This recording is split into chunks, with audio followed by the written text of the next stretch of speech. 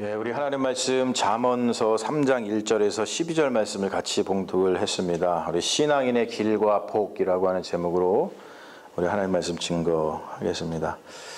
아버지와 어머니, 부모님은 자녀, 딸, 아들을 양육하고 훈련해야 하죠.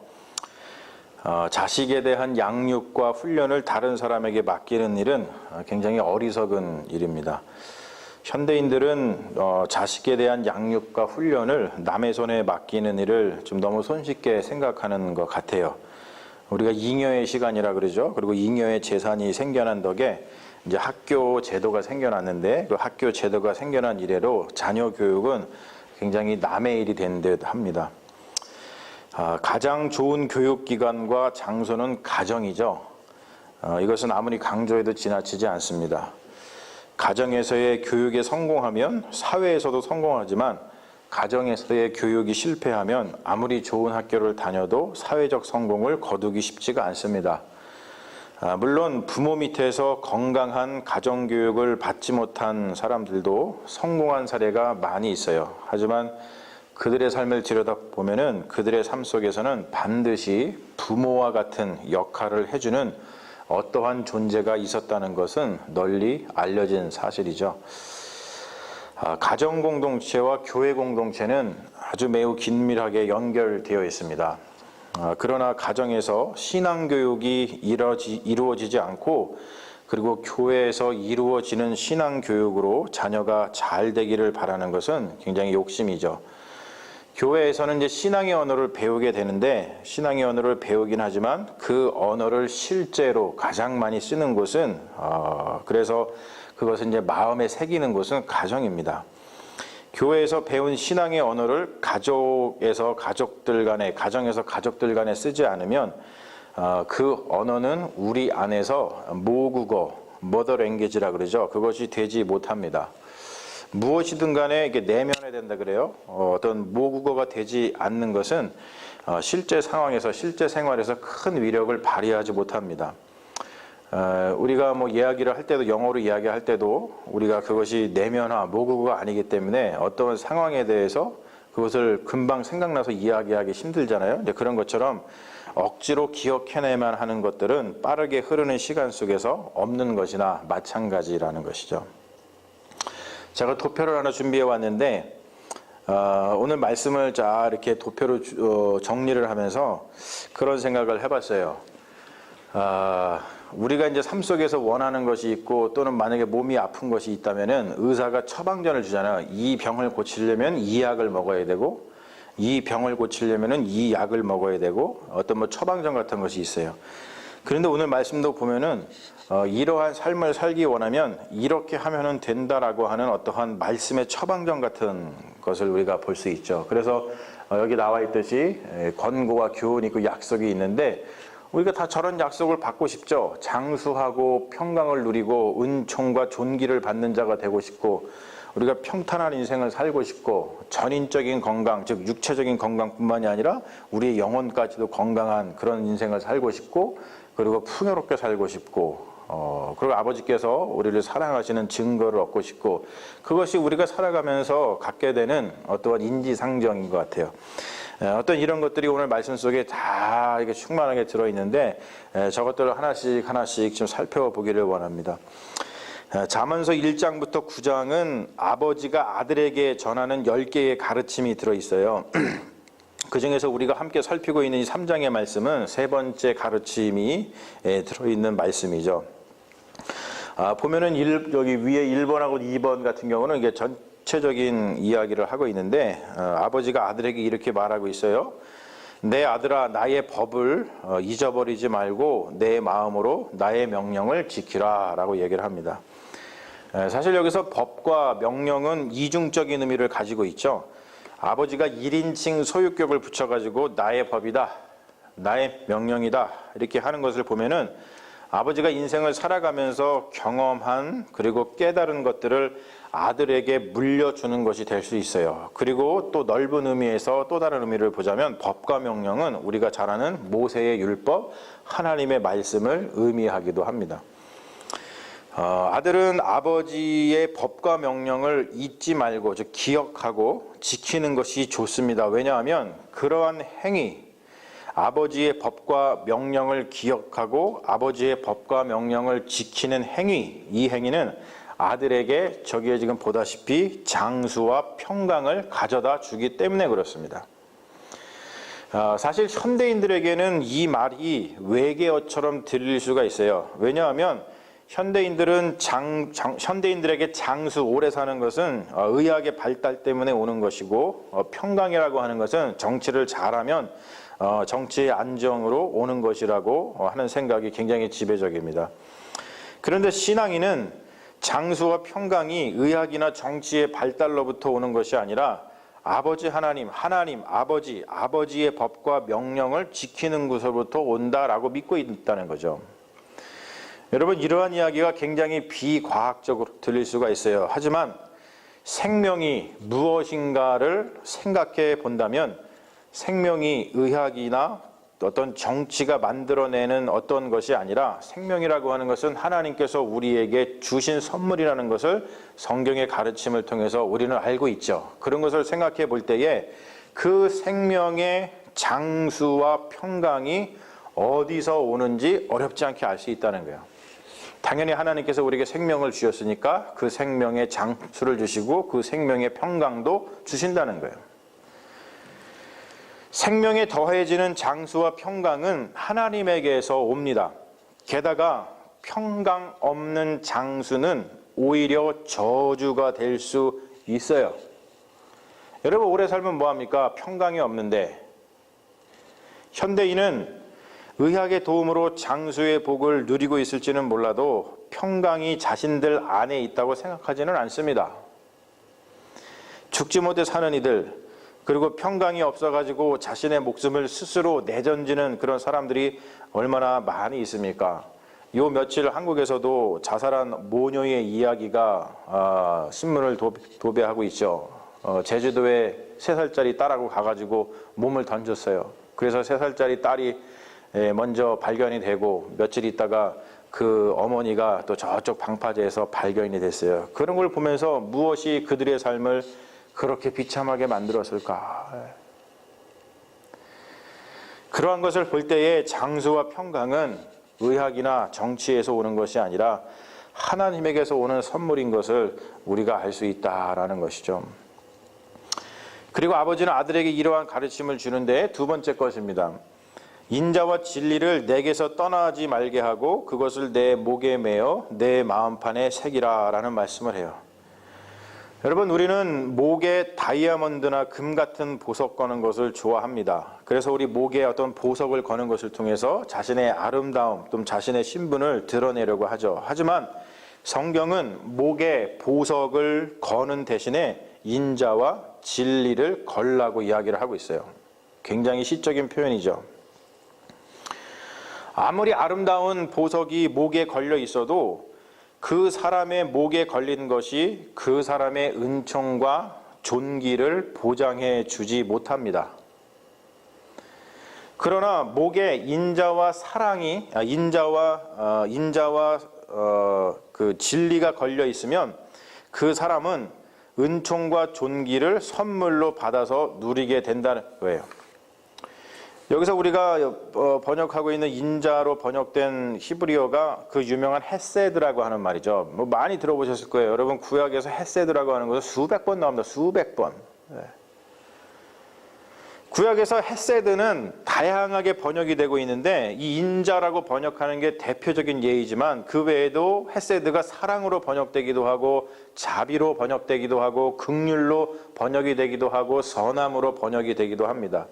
그리고 더 큰 틀에서 헤세드는 은혜, grace로 번역할 수 있고 성경에서는 steadfast love라고 번역이 되기도 하죠. 굉장히 확고부동한 steadfast, 변하지 않는 그러한 사랑이라고 번역이 되기도 합니다. 그 말은 뭐냐면 하나님의 헤세드 없이는 인간, 이스라엘 족속이 그렇게 얘기하는 거예요. 하나님의 헤세드가 없으면 인간은 살 수 없다. 우리 이스라엘은 존재할 수가 없었다. 그렇게 고백을 하는 것이죠. 그래서 헤세드라고 하는 것은 하나님이 언약을 세운 그 대상들, 향해서 품으시는 사랑의 마음을 나타낼 때 사용하는 언어입니다. 언약을 먼저 세우시는 것도 하나님이시죠. 여러분, 우리가 아무리 하나님 언약 세워주세요, 그래서 세워지는 게 아닙니다. 하나님이 언약을 세워주시겠다고 우리에게 먼저 손 내밀어 주셔야지 우리가 언약을 세울 수 있는 거예요. 그리고 그 언약을 세웠는데 그 언약을 지킬 수 있도록 이끄시는 것도 하나님입니다. 언약이라는 것이 율법을 통해서 나타나고 있잖아요. 여러분, 만약에 언약을 지키지 못하는 상태에 이르렀을 때에 그 인간에게 자비를 베푸시는 것도 하나님이시고, 그리고 언약을 다시 지킬 수 있도록 언약을 깬 자들을 심판하시는 것, 그걸 공의라 그러는데 그것을 행하시는 것도 하나님이시라는 거예요. 그래서 헤세드의 하나님이다, 그렇게 구약은 표현하고 있습니다. 그런 하나님의 인자 헤세드를 붙들고서 그 헤세드를 자신의 삶 속에 구현하면서 사는 자에게 주어지는 복이 뭐냐면 은총과 존귀라는 거예요. 이거를 좀 더 단순화시켜서 말을 해보면 이런 거죠. 하나님의 사랑을 기억하면서 자신의 삶 속에서 그 사랑을 구현하면서 사는 자들은 하나님과 사람들에게 은총과 존귀를 받는 영광을 누리게 된다는 거예요. 자, 그리고 5절부터 10절까지는 그 다음에 세 가지의 셋, 넷, 다섯 번째 이 세 가지의 명령과 약속이 나오는데, 여러분 보시면 알겠지만 여호와 이렇게 돼 있죠. 뭐냐면 하나님과의 관계를 아주 적극적으로 가르치고 있어요. 여기 보면은 하나님과의 관계를 가리킬 때 세 단어를 통해서 이야기하고 있죠. 제일 첫 번째는 신뢰 5절, 7절에는 경외, 그리고 9절에서는 공경입니다. 첫 번째로 보면은 아버지는 아들에게 하나님과 이러한 관계를 맺어야 된다고 말을 하고 있는데, 이런 말씀을 5절에 하죠. 너는 마음을 다하여 여호와를 신뢰하고 내 명철을 의지하지 말라. 아버지는 아들에게 이야기를 하고 있는데 뭐라 그러냐면 마음을 다해라, 그래서 여호와를 신뢰해라, 이렇게 가르칩니다. 여기서 마음이라고 하는 것은 유명한 단어죠. 이것도 사실은 레브라고 하는 단어입니다. 인간의 생각과 인간의 어떤 결심, 결정, 내가 이렇게 행할 거야, 나는 이런 생각을 해, 나는 이렇게 행할 거야 라고 하는 그 결심을 만들어내는 기관이 마음이에요. 레브예요. 그게 히브리인들의 생각이었습니다. 즉 뭐냐면 마음은 생각을 만들어내고 또 생각은 행동을 만들어내죠. 그래서 생각과 행동을 만들어내는 마음을 다해서 여호와를 신뢰하라는 말은 뭐냐면 생각과 행동의 근거가 나 자신의 명철에서 오는 것이 아니라 하나님에게서 와야 한다는 뜻입니다. 여러분, 성경은 이것을 다른 말로 표현을 하고 있는데 6절에 보면 범사의 그를 인정하라 라고 표현하고 있어요. 히브리어 표현을 풀어서 말하자면 영어로는 잘 이야기하고 있는데 In all your ways acknowledge him 이라고 합니다. 뭐냐면 너의 모든 길 안에서 그를 인정해라, 이런 뜻이에요. 그 말은 뭐냐면 우리가 지금 길을 걸어가고 있어요. 그런데 그 가는 길, 모든 그 길 안에 하나님을 인정하는 것이 바로 마음을 다해서 하나님을 신뢰하는 것이다 라고 하는 거예요. 여러분, 우리가 지금 길을 가고 있는데 여러분 그 길 가운데 날마다 하나님을 인정하고 계십니까? 그것이 하나님을 신뢰하는 거예요. 자, 그러면은 그렇게 하면, 하나님을 신뢰하면, 마음을 다해서 하나님을 신뢰하면은 얻게 되는 복이 있어요. 6장에 뭐라고 나오냐면 그리하면 내 길을 지도하시리라. 한국말은 이렇게 번역을 했습니다. 영어로는 이렇게 번역을 하고 있어요. He will make your path straight. 뭐냐면 이 지도하다라고 하는 말은 뭐냐면 이렇게 굽거나 휘어진 거 있죠. 그것을 곧게 하다, 똑바로 펴주다, 그런 뜻입니다. 이 말은 이런 말이죠. 하나님이 우리의 가는 길을 평탄하게 해주신다는 뜻입니다. 하나님, 우리가 가는 길에서 하나님을 신뢰하면, 마음을 다해서 신뢰하면 하나님이 우리 가는 길을 평탄하게 해주신다는 뜻이에요.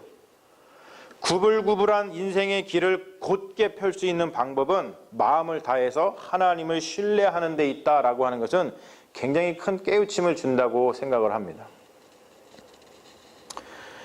여러분, 사실 우리는 이와 반대의 상황을 출애굽기에서 보죠. 출애굽하여서 곧게 펴진 길로 가나안 땅까지 며칠 걸리지 않고 갈 수 있었던 이스라엘이 광야에서 하나님을 신뢰하는 것에 실패해요. 그러다 보니까 가나안을 향해서 가는 그 길이 곧바른 길이 아니라 갑자기 구불구불해져 가지고 몇 년 동안 40년 동안이나 광야를 헤맸습니다. 하나님을 신뢰하면 앞을 가로막고 있는 바다가 갈라지고 바위에서 물이 나옵니다. 그런데 하나님을 신뢰하지 못하고 불평하면 곧았던 길도 구불구불해진다는 거예요. 여러분 별로 이거에 감흥이 없으신 것 같아요. 뭐 그러거나 말거나. 여러분 진짜 해요. 말씀을 반드시 여러분 마음속에 품으시고 믿으십시오. 자, 두 번째로 아버지는 아들에게 하나님과 이러한 관계를 맺어야 된다고 얘기를 하는데 7절 말씀입니다. 뭐라 그러냐면 스스로 지혜롭게 여기지 말지어다 여호와를 경외하며 악을 떠날지어다 여호와를 경외하라 이렇게 이야기를 합니다. 이 구절을 잘 보면 7절을 잘 보면 지혜하고 경외하고 악이 맞물려 있어요. 스스로 지혜롭다고 여기는 사람은 악에 빠지기 쉽습니다. 인간의 지혜는 선악을 정확하게 구분하지 못하기 때문에 그래요. 에덴 동산에서 벌어진 일을 생각하면 굉장히 쉽습니다. 사람, 아담과 하와죠. 아담과 하와가 사람의 눈에 동산 중앙에 있는 나무의 열매는 보암직도 하고 먹음직도 했어요. 하지만 그것이 자신들에게 어떠한 결과를 가져다 줄지에 대해서는 알지 못했습니다. 만약에 여러분 처음 사람 아담과 하와가 하나님을 두려워했다면, 경외했다면 그들은 자신의 지혜를 따라서 선악과를 따먹는 것이 아니고 하나님의 말씀에 따라서 그 열매에 눈길도 주지 않았을 거예요.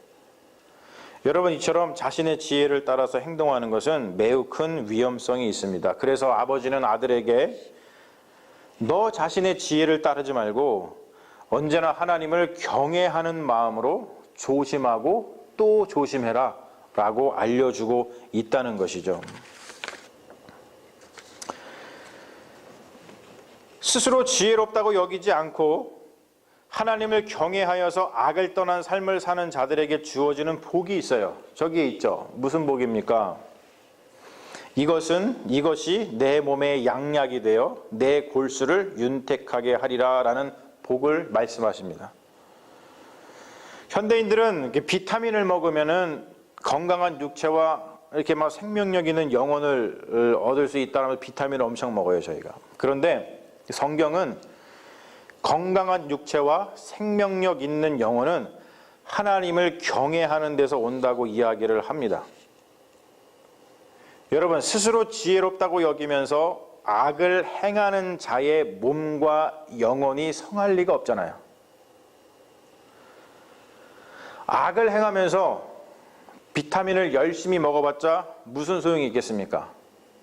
우리가 막 비타민 우리가 막 악을 행해가지고 몸도 안 좋고 마음도 안 좋은데 거기다 비타민 먹는다고 그 마음과 몸이 좋아지겠어요? 그렇지 않죠, 여러분. 그 말은 뭐냐면 악한 일을 하지 않는 것 자체가, 그리고 악한 일에 연루되지 않는 것 자체가 보약이라는 거예요. 할렐루야. 여러분 굉장히 중요한 말이에요, 여러분. 예? 그냥 악한 일에 연루돼가지고 그냥 뭐 마음과 몸이 힘들어가지고 비타민 100개 먹으면 뭐 하겠어요?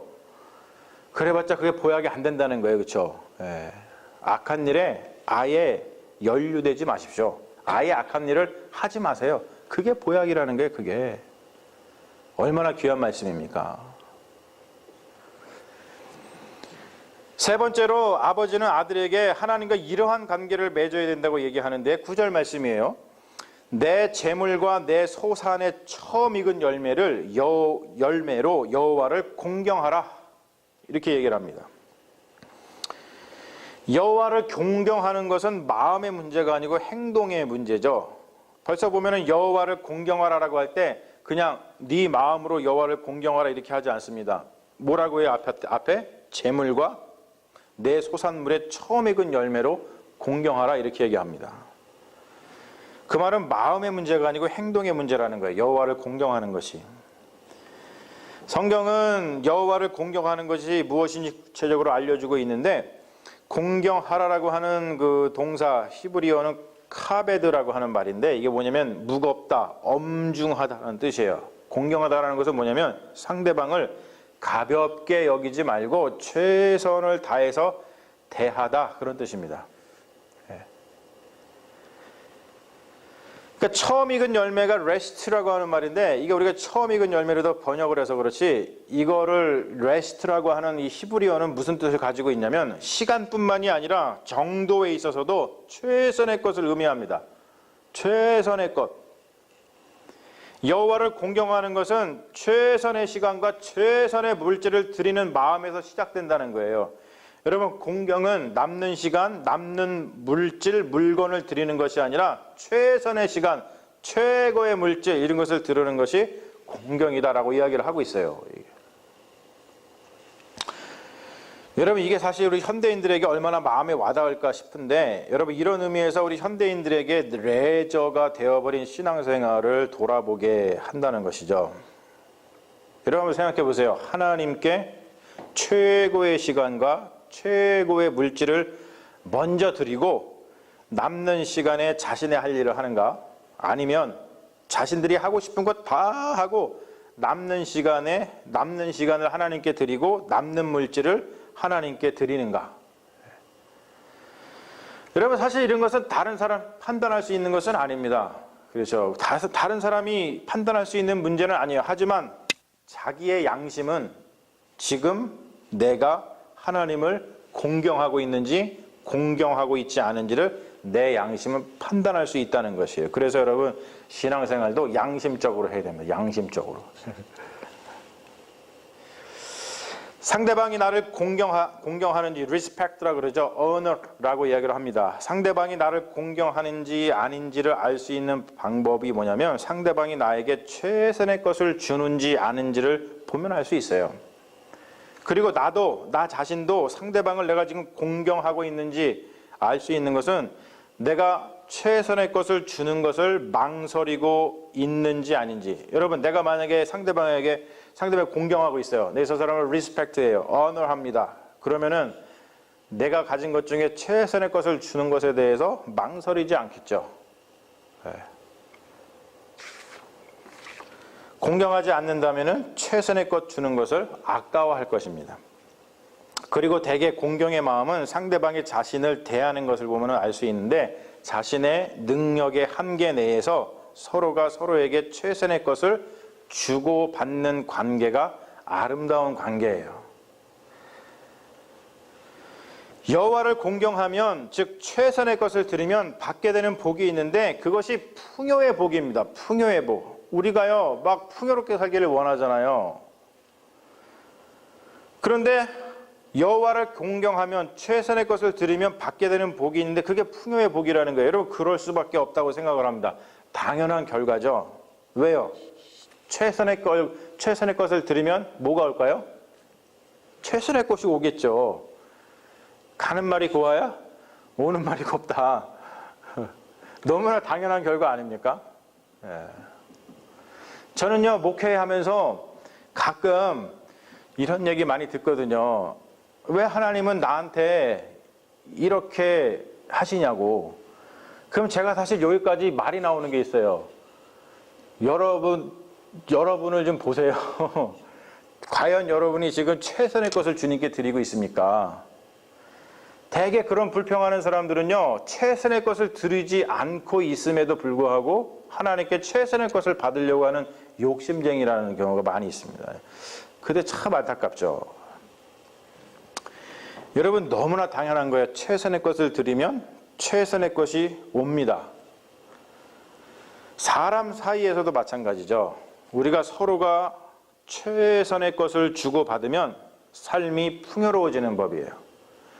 우리가 어떻게 삶을 풍요롭게 살 수 있을까? 이웃 간에 어떻게 풍요로운 삶을 살 수 있을까?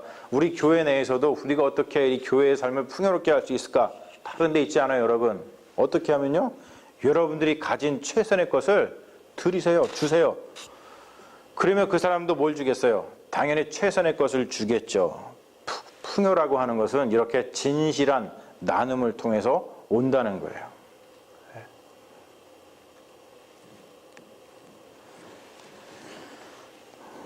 여러분들도 늘 저한테 최선의 것을 주시려고 그러잖아요. 그래서 감사해요. 저도요, 그래서 맨날 최선의 것을 드리고 싶어요. 제가 여러분들한테 뭐 가진 게 없으니까 드릴 게 뭐가 있겠어요? 말씀이지, 말씀. 그래서 말씀을 얼마나 맨날 열심히 준비하는지 몰라요. 뭐 이게 은하가 되든 안 되든 상관없이 하여튼 나는 내 할 일 열심히 한다고 열심히 준비해서 말씀을 전하는 거예요, 이게. 그러면 우리가 삶이 풍요로워지잖아요. 얼마나 풍요롭습니까, 여러분? 너무나 감사한 것 같아요. 진실한 나눔을 통해서 풍요가 온다. 아버지는 아들에게 한 가지 당부를 하면서 가르침을 맺고 있는데 11절에 뭐라 그러냐면 내 아들아 여호와의 징계를 경히 여기지 말라. 그의 꾸지람을 싫어하지 말라 얘기를 하십니다. 여기서 징계로 번역된 히브리어의 무사르라고 하는 말은 여호와께서 연단하시는 신앙의 훈련을 의미합니다. 여러분, 사랑한다면 방치할 수 없어요. 가는 길이 평탄하도록 도와야죠. 그러기 위해서 훈련해야 된다는 거예요. 인간이 가는 길은 마냥 평탄치만 않습니다. 그리고 인간은 어떠한 길이 평탄한 길인지 잘 알지 못해요. 그렇기 때문에 평탄한 길을 갈 수 있도록 도와줘야 되는데 그러기 위해서는 하나님의 말씀으로 훈련해야 된다는 거예요. 훈련과 꾸지람의 가치는 대단한 것입니다. 그 가치를 모르는 자는 사랑하는 자를 훈계하거나 꾸짖지 않습니다. 그래서 그를 그냥 도탄에 빠뜨리지만 그 가치를 아는 사람은 사랑하는 자를 훈련하고 꾸짖는다는 거예요. 여러분, 사랑은 수동적이거나 소극적이지 않습니다. 사랑은 능동적이고 적극적입니다. 사랑은 심장을 뛰게 만들어요. 사랑은 뛰는 심장과 함께 행동합니다. 신앙의 길은 외로운 길이 아니라 하나님이 동행하시는 길입니다. 그러면 여러분, 하나님과 동행하기 위해서 하나님을 신뢰하라, 경외하라, 공경하라 라고 하는 이 말씀을 마음속에 품으십시오. 그러면 우리가 평소에 원하는 그 복들, 장수와 평강, 은총과 존귀, 평탄한 인생, 우리 육신뿐만이 아니라 우리의 영혼까지도 건강해지는 그 건강, 풍요가 우리의 삶 가운데 임한다고 말씀이 가르쳐주고 있잖아요. 여러분 병에 걸렸을 때 약사가 이 약 먹으면 난다 그럴 때 여러분 그 약 먹어요? 무시해요? 무시하고 자기가 마음대로 약 드시는 분 없잖아요. 그거는 그렇게 지키면서 왜 하나님께서 하시는 말씀은 왜 안 지킵니까? 제가 지금 오늘 말씀 속에서 가르치고 꾸짖으라 그래가지고 제가 한번 하는 거예요. 말씀대로 한번 하는 거예요. 여러분 정말 그렇지 않아요? 그렇죠? 내가 뭐 병에 걸려고 낫기 위해서는 그냥 의사가 시키는 대로 고분고분하면서 왜 우리가 평소에 이러한 거 다 우리가 평소에 원하는 건데 분명히 하나님 말씀에 이렇게 하면은 이거 주겠다고 약속해 주셨는데 왜 이대로 안 사냐는 거예요. 이대로 안 살면서 왜 불평합니까? 이대로 한번 살아보십시오. 복이 넘칠 줄로 믿습니다. 기도하겠습니다. 아버지 하나님, 오늘 귀한 말씀 우리에게 주시고 하나님의 약속의 말씀을 우리에게 주셨습니다. 이렇게 간절한 마음으로 약속의 말씀을 주시면서 이렇게 살라고 아버지가 아들을 타이르듯이 사랑하는 마음으로 우리에게 이 말씀을 주셨습니다.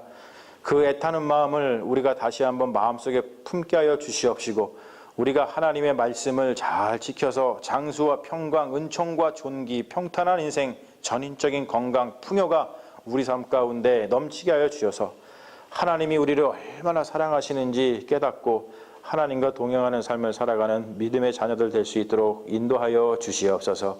감사드리며 우리를 구원하신 예수님의 이름으로 기도합니다. 아멘.